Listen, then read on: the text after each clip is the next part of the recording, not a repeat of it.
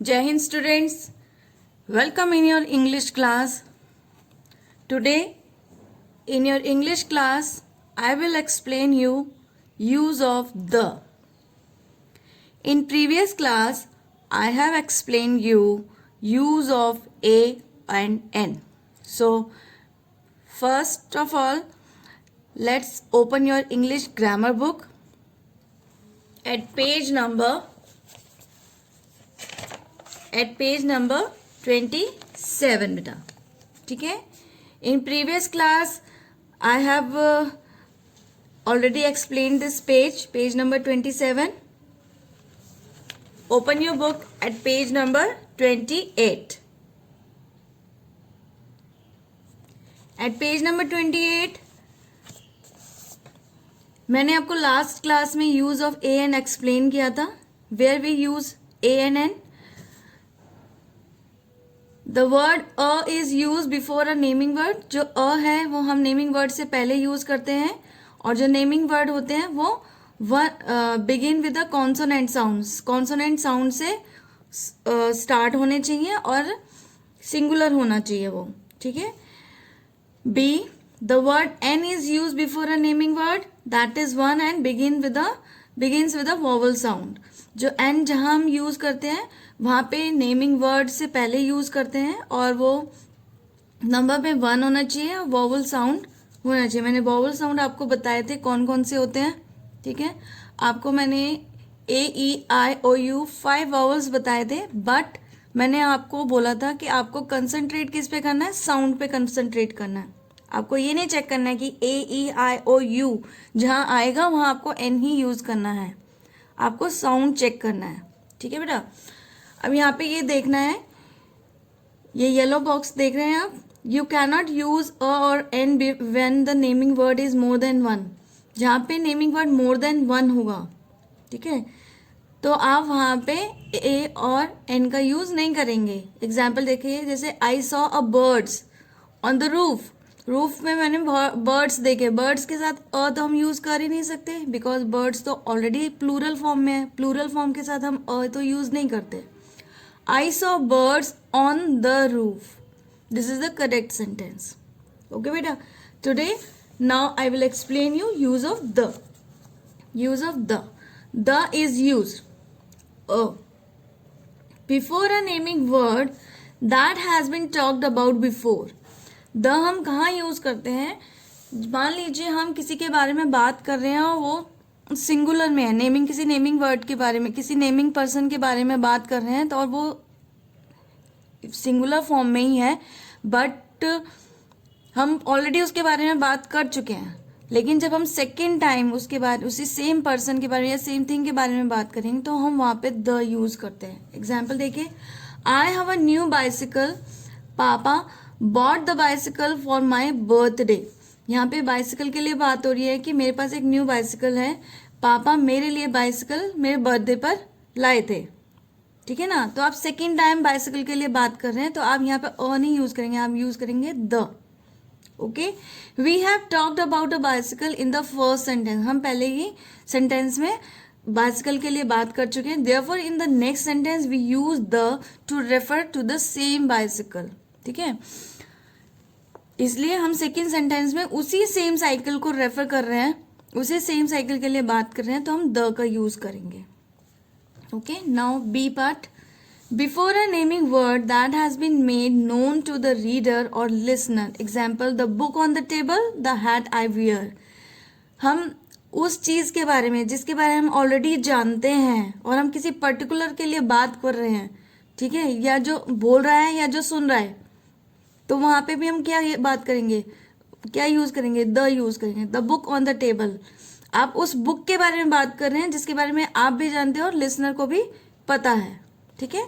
Now C, before the names of rivers, seas and oceans. आप यहाँ पे किसी भी रिवर का नेम, किसी भी सी का नेम एंड किसी भी ओशन का नेम जब लिखते हैं तो द यूज करेंगे हम. एग्जाम्पल जैसे the Yamuna river. Yamuna river is well known for everyone. The Red Sea, the Indian Ocean. ठीक है. ये सब क्या है, ये रिवर्स के नेम है, सी के नेम है, ओशंस के नेम है. ठीक है।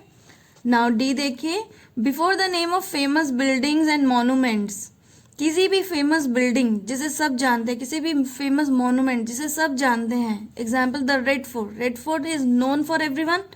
The white house, white house is known for everyone. The Eiffel tower is known for everyone, ठीक है। सो इनके पहले भी हम क्या यूज करेंगे, द यूज करेंगे। Now E, before the names of things that are unique, unique means जो अपने आप में क्या है, पूरे वर्ल्ड में एक ही है, यूनिवर्स में एक है। Example the sun, the moon, the earth, the universe, all these are unique for everyone, ठीक है। F, before the names of religious text, religious text मतलब जो फेमस बुक्स होती हैं, ठीक है, जिन्हें हम धार्मिक ग्रंथ कहते हैं। Examples the Bible, the Ramayana, the Gita, the Quran, ये सब क्या है, फेमस रिलीजियस बुक्स हैं, ठीक है। तो इनके आगे भी हम क्या यूज करते हैं, द यूज करते हैं। तो ओवरऑल द हम वहाँ यूज करते हैं जो अपने आप में यूनिक होती हैं चीजें, जो प्रॉपर हम किसी एक चीज को, पर्टिकुलर एक चीज को हम फोकस करके बात करते हैं जो पूरे वर्ल्ड में एक है, उनके जैसा कोई और नहीं है, ठीक है। तो हम द वहां यूज करते हैं। समझ में आया आपको? नाउ अब मैं आपको बुक एक्सरसाइज करा रही हूँ। Come to page number 29। Page number 29 पे आएंगे आप। पेज नंबर 29 में हमने A part already previous class में कर लिया था। नाउ बी पार्ट करेंगे हम। Come to B part, fill in the blanks with a, an और द। यस बेटा, first sentence, our neighbours have dash cat and dash dog, ठीक है। हमारे नेबर के पास कैट है और डॉग है, तो हम क्या यूज करेंगे, अ कैट, एक कैट है, और डॉग, क्योंकि आपको यहीं से पता चल रहा है ये सिंगुलर फॉर्म में है, तो आप अ यूज करेंगे, ठीक है। सेकेंड है, mother baked dash delicious cake yesterday, mother ने डिलीशियस केक बनाया यस्टरडे, कल बनाया था, तो अ डिलीशियस, क्योंकि यहाँ पे कॉन्सोनेंट साउंड है। Dash cake had nuts and cherries on top. अब देखो यहाँ पे, आप यहाँ पे केक के बाद, केक के बारे में हम पहले ही फर्स्ट सेंटेंस में वी हैव टॉक्ड अर्लियर, हम पहले ही बात कर चुके हैं। तो यहाँ पे केक के साथ हम अ नहीं यूज करेंगे, अब यहाँ पे हम क्या यूज करेंगे, the cake had nuts and cherries on top. आप मेरे साथ साथ इसे फिल करेंगे, ठीक है। Number 3, I bought dash umbrella to go out in the rain. अब देखिए यहाँ पे अम्ब्रेला से पहले यहाँ पे ब्लैंक है, अम्ब्रेला, यहाँ पे किसका साउंड आ रहा है, अ का साउंड आ रहा है, तो आप क्या यूज करेंगे, एन अम्ब्रेला, ठीक है। Now dash ink in my pen is pink, dash ink in my pen is ink, मेरे पेन में जो इंक है वो पिंक है, ठीक है। यहाँ पे इंक के बारे में पर्टिकुलर किसके बारे में, अब यहाँ पे रीडर और लिसनर वाला जो हमने पढ़ा था, कि जहाँ पे रीडर को भी पता और लिसनर को भी पता है कि आप किस चीज के, पर्टिकुलर किस चीज के बारे में बात कर रहे हैं, तो आप यहाँ पे क्या यूज करेंगे, the ink, the ink in my pen is pink. Now fifth, Neeta was bitten by dash ant, ant में देखिए ए का साउंड आ रहा है, तो आप क्या लगाएंगे, an ant. Dash ant had crawled on a hand, same वही चीज हम फॉलो करेंगे यहाँ पे। एंट के बारे में हम फर्स्ट सेंटेंस में ऑलरेडी बात कर चुके हैं, तो यहाँ पे द एंट आएगा, okay. Now 6 says we wanted to go to Agra to see dash Taj Mahal, ठीक है। ताजमहल, ताजमहल क्या है, एक वेल नोन फेमस बिल्डिंग है, तो हम क्या करेंगे यहाँ पे, तो यहाँ पे हम क्या लगाएंगे, द ताजमहल, ओके बेटा। Now come to C part, tick the correct sentences and put a cross against the incorrect sentences. Rewrite the incorrect sentences by using a, n और the correctly. आपको क्या करना है, नीचे जो सेंटेंसेस दिए गए हैं अगर वो सही है तो आपको यहाँ पे बॉक्स में टिक लगाना है, अगर गलत है उसमें तो आपको यहाँ पे क्रॉस लगा के उसे रीराइट करना है। ठीक है, फर्स्ट सेंटेंस हम रीड करते हैं। Kirti drew a blue kite sailing in the sky. ठीक है, कीर्ति ने ब्लू काइट को ड्रॉ किया है जो स्काई में उड़ रही थी, तो वो ये सेंटेंस आपका क्या है, सही है। ठीक है, now second sentence, we went to play in an park. क्या पार्क से पहले हम एन यूज कर सकते हैं? यहाँ पे कॉन्सोनेंट साउंड आ रहा है, वोवल साउंड तो है ही नहीं, तो ये क्या है, ये रॉन्ग है। हम क्या लिखेंगे, write with me, we went to play, we went to play in the park. आप यहाँ पे भी यूज कर सकते हैं, द भी यूज कर सकते हैं। We went to play in the park. Now third, a shop on the corner is open. A shop on the corner is open.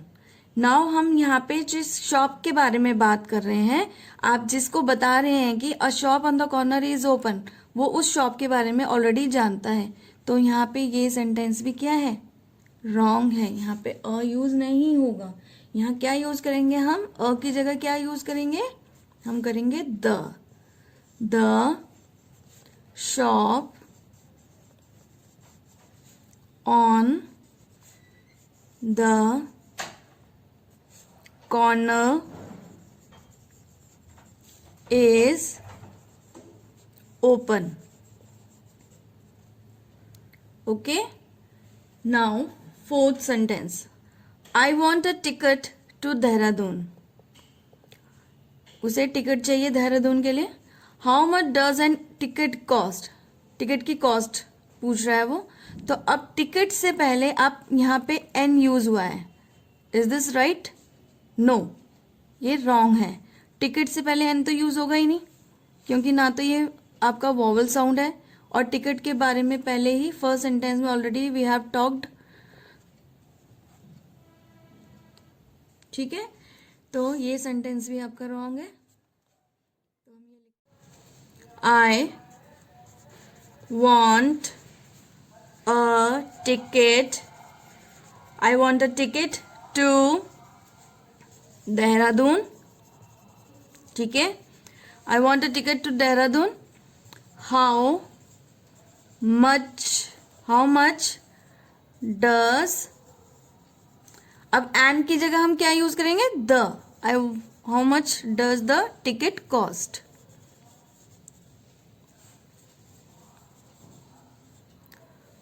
Okay, now fifth and sixth sentence आप homework में करेंगे, ये आपका homework है। Fifth and sixth sentence आप homework में complete करेंगे। Now come to next page, page number 30। Page number 30 है यहाँ पे time for a game. Find as many naming words as you can in the given crossword, write them in the correct column. The student who write the most words in less than 2 minutes is the winner. ठीक है, अब आपको क्या करना है, आप इसे complete करेंगे। This is your homework also, so you have to complete in next class, और I will send you the answers of this exercise. You have to complete this. In next class, I will give you some exercise work related to this chapter. So, till then, आप इसे अच्छे से समझ लेंगे आप. Okay, students? So, okay, bye bye. We will meet in the next class.